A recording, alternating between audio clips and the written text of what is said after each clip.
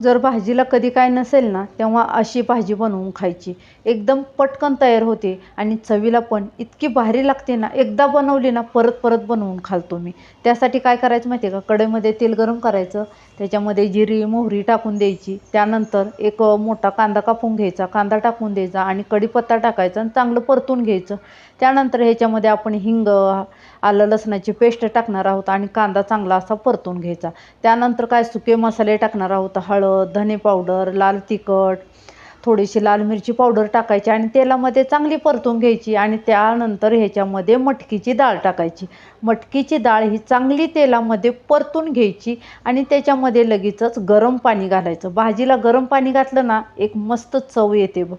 त्यानंतर चवीपुरतं मीठ टाकायचं आणि शेंगदाण्याचा कूट टाकायचा आणि झाकणी लावून चांगली ही भाजी 10 मिनटं शिजवून घ्यायची. 10 मिनिटानंतर तुम्ही इथं बघू शकता एवढी मस्त भाजी झालेली आहे ना.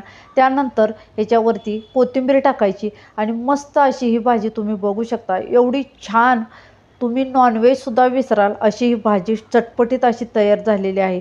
तुम्हीसुद्धा ही नक्की भाजी तयार करून बघा आणि मला कमेंट्स बॉक्समध्ये सांगा.